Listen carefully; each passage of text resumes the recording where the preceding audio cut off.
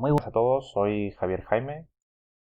Trabajo como psicopedagogo atendiendo a jóvenes con dificultades de aprendizaje, trastornos del neurodesarrollo, como pueden ser la dislexia, el trastorno por los déficits de atención y hiperactividad, trastornos del espectro autista, entre otros. Bien, antes de comenzar mi ponencia, quería agradecer la oportunidad que se me ha dado de poder dar a conocer mi trabajo entre colegas de la educación y más concretamente de la psicopedagogía. Bien, a continuación les presento una intervención psicopedagógica sobre conductas disruptivas en un caso de trastorno del espectro autista en el contexto familiar.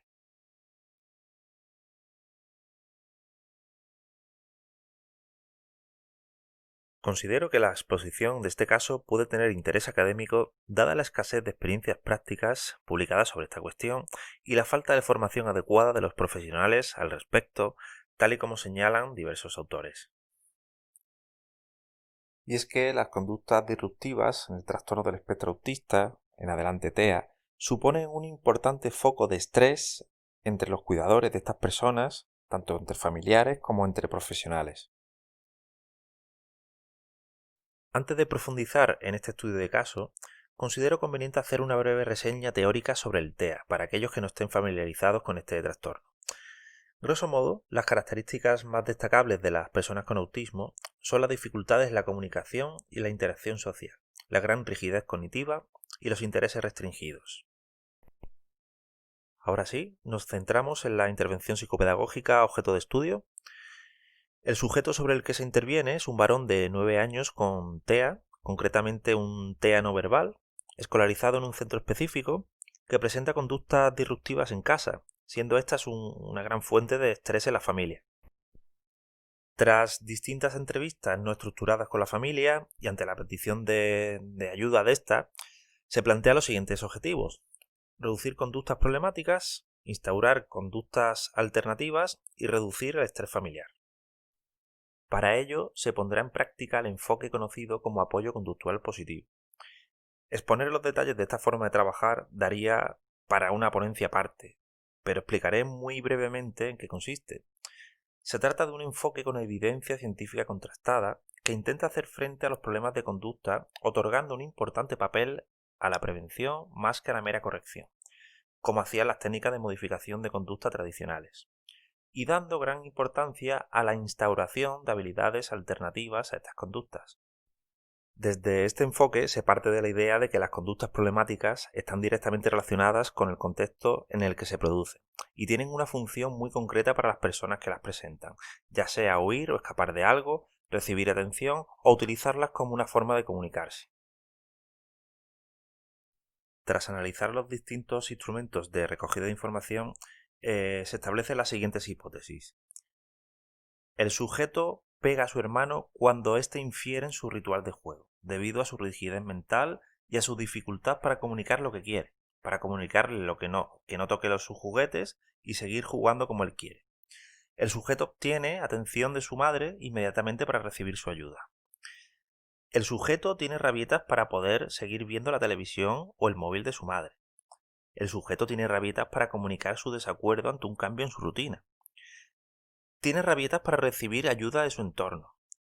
Y presenta rabietas debido a su dificultad para comunicar sus necesidades. A través de estos instrumentos se trató de identificar cuáles eran las conductas problemáticas, priorizando aquellas que suponían un mayor riesgo tanto para el sujeto como para su familia. Y bien, las conductas sobre las que era prioritario intervenir eran las rabietas de una alta intensidad, pegar a sus familiares y las autolesiones. Tras un análisis funcional de las conductas y tras haber priorizado aquellas de mayor riesgo, se decide intervenir sobre los antecedentes, es decir, sobre lo que ocurre justo antes de las conductas problemáticas, desencadenándolas, a fin de prevenirlas. También será fundamental enseñar al sujeto habilidades alternativas a esas conductas con la idea de que las sustituya de forma progresiva. Y de forma paralela se dará gran importancia a las consecuencias que obtiene tras realizar las conductas.